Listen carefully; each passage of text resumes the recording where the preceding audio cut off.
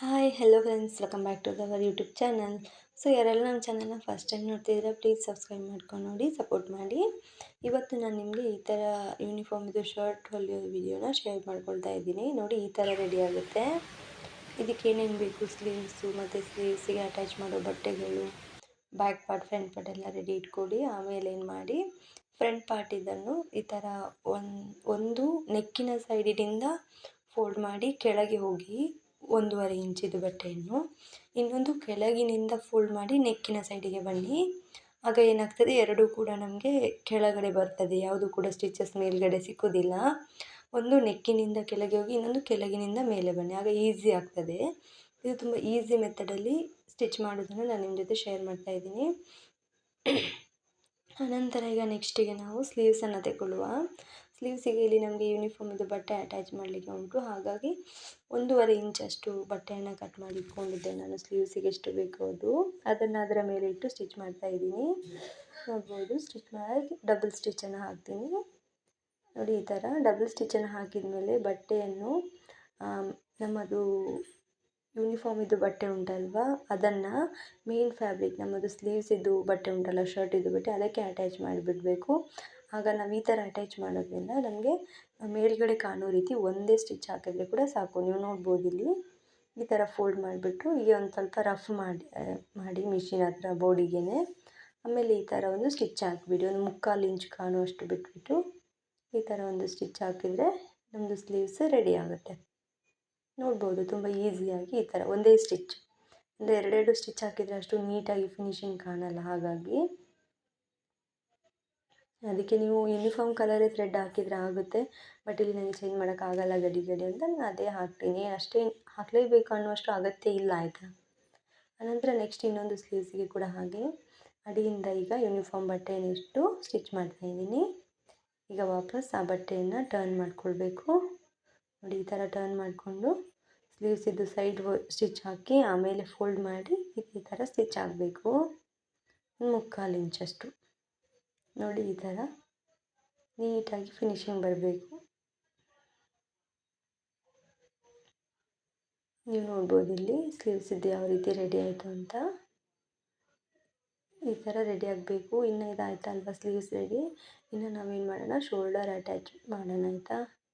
Shoulder attach ಮಾಡುವ ಎರಡೂ ಕೂಡ ನೀಟಾಗಿ ನೋಡಿಕೊಂಡು. ನೀವಿಲ್ಲಿ ನೋಡ್ಬೋದು, ನಾನು ವೀಡಿಯೋ ಸ್ಟಾರ್ಟ್ ಇದೆ ಅಂದ್ಕೊಂಡೆ, ಬಟ್ ಅದು ಆಫ್ ಇತ್ತು. ಶೋಲ್ಡರ್ ಅಟ್ಯಾಚ್ ಮಾಡ್ತಾಯಿದ್ದೀನಿ ನಾನು. ಒಂದು ಶೋಲ್ಡರ್ ಅಟ್ಯಾಚ್ ಮಾಡಿ ಆಯಿತು ನನ್ನದು, ಅದು ವೀಡಿಯೋದಲ್ಲಿ ಸಿಕ್ಕಲಿಲ್ಲ ನನಗೆ. ಬಟ್ ಇವಾಗ ನೋಡ್ಬೋದು ನೀವು, ಈ ಥರ ಇನ್ನೊಂದು ಸ್ಲೀವ್ಸಿದ್ದು ನಾನು ಶೋಲ್ಡರ್ ಅಟ್ಯಾಚ್ ಮಾಡ್ತಾಯಿದ್ದೀನಿ. ಇದು ಶೋಲ್ಡರ್ ಅಟ್ಯಾಚ್ ಮಾಡುವಾಗ ಸ್ವಲ್ಪ ಜಾಗ್ರತೆಯಲ್ಲಿ ಮಾಡಿ. ನಾನು ಇದಕ್ಕೆ ಆ್ಯಕ್ಚುಲಿ 3 ಸ್ಟಿಚ್ ಹಾಕಿದ್ದೇನೆ ಶೋಲ್ಡರಿಗೆ, ಆಯಿತಾ. ಯಾಕೆಂದರೆ ಇಲ್ಲಿ ಮಕ್ಕಳು ತುಂಬ ರಫ್ ಯೂಸ್ ಮಾಡ್ತಾರೆ, ಹಾಗಾಗಿ. ಅದಾದ ನಂತರ ಅದನ್ನು ಬಟ್ಟೆಯನ್ನು ಅಲ್ಲಿಯೇ ಟರ್ನ್ ಮಾಡಿಕೊಂಡು ನಾವು ಇವಾಗ ಅದಕ್ಕೆ ಸ್ಲೀವ್ಸ್ ಅಟ್ಯಾಚ್ ಮಾಡಲಿಕ್ಕೆ ನೋಡ್ತಾ ಇದ್ದೀನಿ. ಸ್ಲೀವ್ಸ್ ಅಟ್ಯಾಚ್ ಮಾಡೋ ಮುಂಚೆ ಅವ್ರದ್ದು ಶೋಲ್ಡರಿದ್ದು ಅಗಲ ಎಷ್ಟು ಬೇಕು ಅಂತ ನೋಡಬೇಕು ನಾವು. ನಮಗೆ ಅದು ಕರೆಕ್ಟ್ ಇದೆ ಆದರೆ ನಾವು ಅಟ್ಯಾಚ್ ಮಾಡಬೇಕು. ಇಲ್ಲ ಹೆಚ್ಚಿಗೆ ಬಂದಿದೆ ಆದರೆ ಸ್ವಲ್ಪ ಕಟ್ ಮಾಡಿ ತೆಗಿಬೋದು. ನನಗೆ ಇದು ಕರೆಕ್ಟಾಗಿ ಇತ್ತು. ಸೊ ಹಾಗಾಗಿ ನಾನೀಗ ಇದಕ್ಕೆ ನಾನೀಗ ಸ್ಲೀವ್ಸನ್ನು ಅಟ್ಯಾಚ್ ಮಾಡ್ತಾ ಇದ್ದೇನೆ. ನೀವು ನೋಡ್ಬೋದು ಇಲ್ಲಿ ಈ ಥರ ಸ್ಲೀವ್ಸನ್ನು ಅಟ್ಯಾಚ್ ಮಾಡಬೇಕು. ಈಗ ಅರ್ಧದಿಂದ ಹೋಗಿ, ಆಗ ನಿಮಗೆ ಕರೆಕ್ಟಾಗಿ ಸಿಗ್ತದೆ. ಆ ಕಡೆಯಿಂದ ಈ ಕಡೆ ಬರಲಿಕ್ಕೆ ಹೋದರೆ ಕೂಡ ಒಮ್ಮೊಮ್ಮೆ ಸ್ಲೀವ್ಸಲ್ಲಿ ಹೆಚ್ಚು ಕಮ್ಮಿ ಇರ್ತದೆ. ಹಾಗೆ ನಾವು ಸ್ಲೀವ್ಸಿದ್ದು ಮಧ್ಯ ಪಾಯಿಂಟನ್ನು ತೆಗೆದು ಶೋಲ್ಡರ್ ಹತ್ರ ಇಟ್ಟು ಅಲ್ಲಿಂದ ಕೆಳಗೆ ಸ್ಟಿಚ್ ಮಾಡಿ ಹೋಗಬೇಕು. ನಾನೀಗ ಅದೇ ಥರ ಮಾಡಿದ್ದೇನೆ, ವಿಡಿಯೋದಲ್ಲಿ ನೀವು ನೋಡ್ಬೋದು.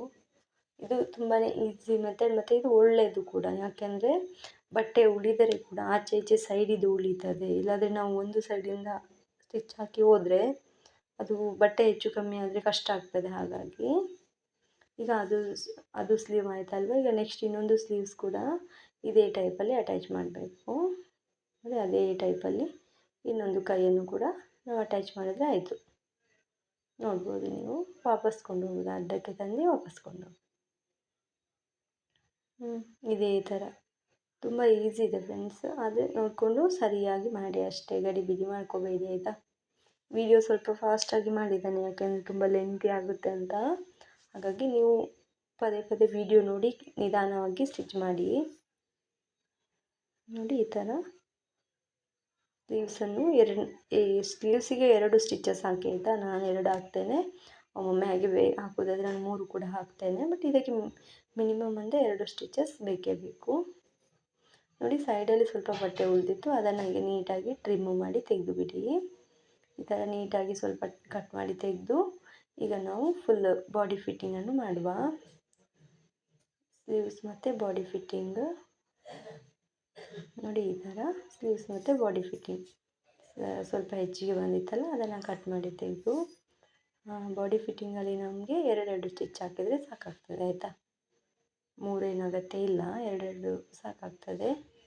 ಈ ಥರ ರಫ್ ಮಾಡಿ ಅದನ್ನು ಎಂಡ್ ಮಾಡಿ, ಮತ್ತು ಈಗ ನೆಕ್ಸ್ಟ್ ಇನ್ನೊಂದು ಸ್ಲೀವ್ಸ್ ಕೂಡ ಸೈಡಲ್ಲಿ ಸ್ವಲ್ಪ ಬಟ್ಟೆ ಉಳಿದಿತ್ತು ಸ್ಲೀವ್ಸ್ ಇದ್ದು, ಅದನ್ನು ಟ್ರಿಮ್ ಮಾಡಿ ತೆಗೆದು ಅದೇ ಥರ ಇದಕ್ಕೆ ಕೂಡ ಒಂದು ಸ್ಟಿಚ್ಚನ್ನು ಹಾಕ್ತಾಯಿದ್ದೇನೆ, ಎಂಡಿಂಗ್ ಸ್ಟಿಚ್. ನೋಡಿ ಈ ಥರ ನೀಟಾಗಿ ಹಾಕಿ ಗಡಿಬಿಡಿ ಮಾಡಬೇಡಿ. ಯಾರೆಲ್ಲ ನಮ್ಮ ಚಾನಲ್ನ ಫಸ್ಟ್ ಟೈಮ್ ನೋಡ್ತಿದ್ದೀರಾ ಪ್ಲೀಸ್ ಸಬ್ಸ್ಕ್ರೈಬ್ ಮಾಡ್ಕೊಂಡು ನೋಡಿ ಸಪೋರ್ಟ್ ಮಾಡಿ ಅಂತ ಕೇಳ್ಕೊಳ್ತೀನಿ.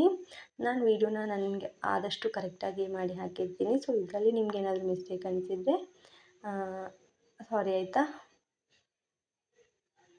ನೋಡ್ಬೋದು ನೀವು ಈ ಥರ ನಂದು ಕಂಪ್ಲೀಟಾಗಿ ಬಂತು.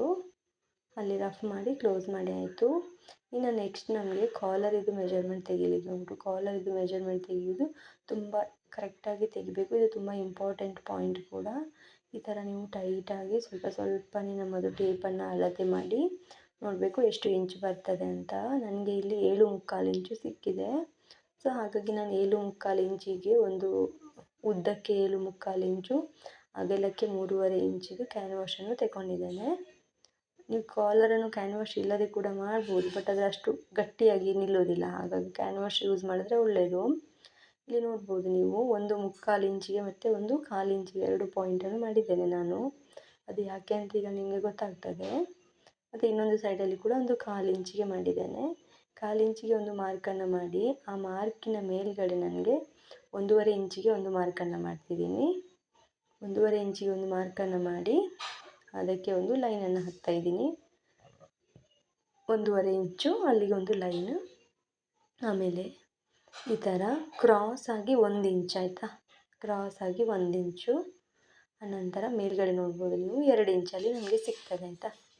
ಕ್ರಾಸ್ ಆಗಿ 1 ಇಂಚು, ಹೈಟಲ್ಲಿ 2 ಇಂಚು, ಒಂಚೂರೇ ಕಮ್ಮಿ ಉಂಟು 2 ಇಂಚಿಗೆ. ಸೊ ಹಾಗಾಗಿ ನಾನು 2 ಹಿಡಿತೇನೆ ಅಂದಾಜು. ಈ ಥರ ಈಗ ನೋಡ್ಬೋದು ನಾವಿಲ್ಲಿ ಮಾರ್ಕನ್ನು ಮಾಡಿದ್ದೀವಿ ಅಲ್ವಾ, 1 ಇಂಚು 2 ಇಂಚು ಈ ಟೈಪೆಲ್ಲ, ಅದನ್ನು ಸ್ವಲ್ಪ ಸರಿಯಾಗಿ ಕಾಣುವ ರೀತಿಯಲ್ಲಿ ಪೆನ್ನಲ್ಲಿ ಸ್ಕೆಚ್ ಮಾಡ್ತೇನೆ. ಆಮೇಲೆ ಸೈಡಲ್ಲಿ 1/4 ಇಂಚಿದ್ದು ನಾನು ಮಾರ್ಕ್ ಮಾಡಿದೆ ಅಲ್ವಾ, ಇದೆರಡಕ್ಕೆ ಕೂಡ ನಾನೊಂದು ನೆಕ್ಕಿದ್ದು ಶೇಪನ್ನು ತೆಗಿತೇನೆ ನಿಧಾನಾಗಿ. ಒಂದು ಸಣ್ಣದಾಗಿ ನೆಕ್ಕಿದ್ದು ಶೇಪ್. ಮೇಲ್ಗಡೆ 3/4 ಇಂಚು ಬಿಟ್ಟಿದೆ ಅಲ್ವಾ, ಅದು ಕಾಲರಿದ್ದು ಶೇಪ್ ತೆಗಿಲಿಕ್ಕೆ. ಅಂದರೆ ಕಾಲರಿದ್ದು ಕೆಳಗಿಂದ ಡೌನ್ ಬಂದು ಮೇಲೆ ಹೈಟ್ ಹೋಗಬೇಕಲ್ವ, ಆ ಟೈಪ್ ನೋಡಿ. ಈ ಟೈಪ್ ಒಂದು ಶೇಪ್ ತೆಗಿಬೇಕು ಅದಕ್ಕೆ. ಹಾಗಾಗಿ ಮೇಲುಗಡೆಯಿಂದ 3/4 ಇಂಚು, ಕೆಳಗಡೆಯಿಂದ 1/4 ಇಂಚು ಆಯಿತಾ. ಟೋಟಲ್ ಇದರದ್ದು ಅಗಲ ಬಂದುಬಿಟ್ಟು ಕ್ಯಾನ್ವಾಶಿದ್ದು 3.5 ಇಂಚು, ಉದ್ದ ಬಂದುಬಿಟ್ಟು 7.5 ಇಂಚು. ಈ ಕಾಲರಲ್ಲಿ ನಾನು ಮಾರ್ಕ್ ಮಾಡಿದ್ದೀನಲ್ವ, ಇದರಲ್ಲಿ ನಾನು ಇಲ್ಲೇ ಬರಿತೇನೆ ನೋಡಿ, 1.5 1 2 ಇಂಚು ಆ ಟೈಪಲ್ಲಿ ನೀಟಾಗಿ ನೋಡಿ. ಇದು ಕಾಲರ್ ವಿಚಾರದಲ್ಲಿ ಸ್ವಲ್ಪ ಜಾಗ್ರತೆ ಮಾಡಿ. ಕಾಲರ್ ಒಂಚೂರು ದೊಡ್ಡದಾದರೆ ಕೂಡ ಮತ್ತು ವೇಸ್ಟ್, ಮತ್ತು ಈ ಬಟ್ಟೆ ಚಿಕ್ಕದಾಗಿ ಕಾಲರ್ ದೊಡ್ಡದಾದರೆ ಕೂಡ ಪ್ರಾಬ್ಲಮ್ ಆಗ್ತದೆ. ಎರಡೂ ಕೂಡ ಸಮ ಬರಬೇಕು. ಹಾಗಾಗಿ ಇದು ಮಾಡಿ. ಒಂದು ವೇಳೆ ಒಮ್ಮೊಮ್ಮೆ ಒಂಚೂರು ಕಾಲರ್ ದೊಡ್ಡದಾಗಿ ಬಟ್ಟೆ ಚಿಕ್ಕ ಬಂದರೆ ಉಂಟಲ್ಲ, ಸ್ವಲ್ಪ ಆದರೆ ನಾವು ಕಟ್ ಮಾಡಿ ಅಡ್ಜಸ್ಟ್ ಮಾಡ್ಬೋದು. ತುಂಬ ಕಾಲರ್ ದೊಡ್ಡದು ಬಂದು ಬಟ್ಟೆ ಕಮ್ಮಿ ಆದರೆ ನಾವು ತುಂಬ ಓಪನ್ ಮಾಡಿ ಕಾಲರ್ ಅಟ್ಯಾಚ್ ಮಾಡ್ಬೋದು, ಬಟ್ ಆದರೆ ಅದು ಸರಿ ಆಗೋದಿಲ್ಲ, ಅವರಿಗೆ ದೊಡ್ಡದಾಗ್ತದೆ ಕುತ್ತಿಗೆಗೆ. ಹಾಗಾಗಿ ಜಾಗ್ರತೆ ಮಾಡಿ ಆಯಿತಾ. ಆಮೇಲೆ ಈಗ ಆ ಕ್ಯಾನ್ವಾಶನ್ನು ನಾನು ಕಟ್ ಮಾಡಿಕೊಂಡೆ, ಅದು ಹೇಗೆ ಶೇಪ್ ಇತ್ತು ಅದೇ ಶೇಪಲ್ಲಿ ಮಾರ್ಕ್ ಮಾಡಿದ ಶೇಪಲ್ಲಿ ಕಟ್ ಮಾಡಿಕೊಂಡು, ಆಮೇಲೆ ಆ ಕ್ಯಾನ್ವಾಶಿಗಿಂತ 1 ಇಂಚ್ ಅಗಲದಲ್ಲಿ ಕೂಡ ಉದ್ದದಲ್ಲಿ ಕೂಡ ಹೆಚ್ಚಿಗೆ ಇರುವಂಥ ಬಟ್ಟೆಯನ್ನು ತೆಗೆದು ಅದರ ಮೇಲೆ ನೀಟಾಗಿ ಕ್ಯಾನ್ವಾಶಿಗೆ ಸ್ಟಿಚ್ಚನ್ನು ಹಾಕಬೇಕು. ನೋಡ್ಬೋದು ನೀವು ಇಲ್ಲಿ ವೀಡಿಯೋದಲ್ಲಿ ನಾನು ಹಾಕ್ತಾಯಿದ್ದೀನಿ. ಅದೇ ಥರ ನೀಟಾಗಿ ಫುಲ್ ನಮಗೆ ಹೇಗೆ ಕ್ಯಾನ್ವಾಶಿದು ಡಿಸೈನ್ ಇದೆ ನೋಡಿ, ಆ ಡಿಸೈನಿನ ಮೇಲೆ ಕಂಪ್ಲೀಟಾಗಿ ಸ್ಟಿಚ್ ಹಾಕ್ತಾ ಬರಬೇಕು.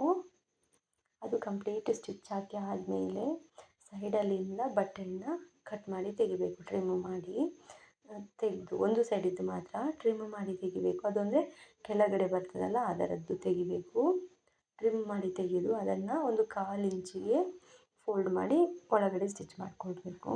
ಒಂದು 1/4 ಇಂಚಿಗೆ ಮಾತ್ರ ನೋಡ್ಬೋದು, ಈ ಥರ ಸ್ಟಿಚ್ ಮಾಡಿದರೆ ಆಯಿತು. ಅದು ಸ್ಟಿಚ್ ಮಾಡಿ ಆದಮೇಲೆ ಅದರ ಕೆಳಗಡೆ ಒಂದು ಬಟ್ಟೆನ ಕೊಡಬೇಕು. ಅಗಲ ಸ್ವಲ್ಪ ಹೆಚ್ಚಾಗಿರಲಿ, ಉದ್ದಕ್ಕೆ ಬಂದು 2 ಒಂದೇ ಸಮಾನದಲ್ಲಿ ಇರಬೇಕು, ಅಂದರೆ 9 ಇಂಚಾಗೆ. ಯಾಕೆಂದರೆ ನಮ್ಮ ಕ್ಯಾನ್ವಾಶ್ಗಿಂತ 1-1.5 ಇಂಚು ನಮ್ಮದು ಬಟ್ಟೆ ಅಗಲ ಹೆಚ್ಚಾಗಿರಬೇಕು, ಉದ್ದದಲ್ಲಿ ಕೂಡ ಅಗಲದಲ್ಲಿ ಕೂಡ.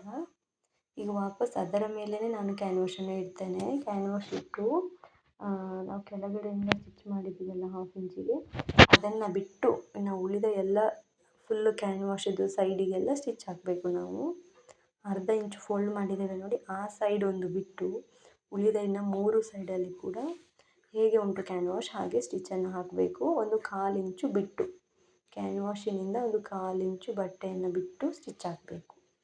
ಕ್ಯಾನ್ವಾಶ್ನ ಮೇಲೆ ಸ್ಟಿಚ್ ಹಾಕಲಿಕ್ಕಿಲ್ಲ, ಆಯಿತಾ. ಸ್ಟಿಚ್ ಹಾಕಿ ಆದಮೇಲೆ ಈ ಥರ ಸೈಡಲ್ಲಿ ಬಂದಿರೋ ಎಕ್ಸ್ಟ್ರಾ ಬಟ್ಟೆ ಎಲ್ಲವನ್ನು ಕಟ್ ಮಾಡಿ ತೆಗಿಬೇಕು. ಎಲ್ಲ ಬಟ್ಟೆಯನ್ನು ಕಟ್ ಮಾಡಿ ತೆಗೆದು ಈ ಥರ ಸಣ್ಣ ಸಣ್ಣದಾಗಿ ಇದು ಮಾಡಬೇಕು, ಕಚ್ಚಾಕಬೇಕು. ಅಲ್ಲಿ ಸಣ್ಣ ಸಣ್ಣದಾಗಿ ಈ ಥರ ಕಟ್ ಮಾಡಬೇಕು. ಆನಂತರ ಕಾಲರನ್ನು ತಿರುಗಿಸ್ಕೊಳ್ಬೇಕು, ಆಯಿತಾ. ನೀಟಾಗಿ ನೋಡ್ಬೋದು, ಇಲ್ಲಿ ತಿರುಗಿಸ್ಕೊಂಡ್ಮೇಲೆ ನಮ್ಮದು ಕಾಲರ್ ಈ ರೀತಿ ರೆಡಿ ಆಯಿತು. ಅದು ರೆಡಿ ಆದಮೇಲೆ ಅದಕ್ಕೆ ಕೂಡ ಮೇಲ್ಗಡೆಯಿಂದ ಒಂದು ಸ್ಟಿಚ್ಚನ್ನು ಹಾಕ್ತಾಯಿದ್ದೀನಿ ನಾನು. ಯಾಕೆಂದರೆ ಅದು ಕಾಲರ್ ಗಟ್ಟಿಯಾಗಿ ನಿಲ್ಲಕ್ಕೋಸ್ಕರ ಈ ಥರ ಹಾಕಬೇಕು. ನೀವು ಕೂಡ ಕಾಲರ್ನ ಮೇಲ್ಗಡೆಯಿಂದ ಒಂದು ಸ್ಟಿಚ್ ಈ ಥರ ಕಂಪ್ಲೀಟಾಗಿ ಒಂದು ಸ್ಟಿಚ್ ಹಾಕಿ ಕಾರ್ನರ್ವರೆಗೆ ಬನ್ನಿ. ಆಮೇಲೆ ಈಗ ಕಾರ್ನರ್ವರೆಗೆ ಬಂದಮೇಲೆ ಅಲ್ಲಿ ಏನಾದರೂ ಬದಿಯಲ್ಲಿ ಸ್ವಲ್ಪ ಗಂಟು ಟೈಪ್ ಫೀಲ್ ಆದರೆ ಪುನಃ ಒಂದು ನಿಮ್ಮ ಹತ್ತಿರ ಶಾರ್ಪ್ ಆಗಿರೋದು ಸ್ಕ್ರೂ ಡ್ರೈವರ್, ಸೀಸರ್ ಏನಿರುತ್ತೆ ಅದರಿಂದ ಸ್ವಲ್ಪ ಪುಷ್ ಮಾಡಿ ಕಾಲರನ್ನು ನೀಟ್ ಮಾಡಿ, ಆಯಿತಾ.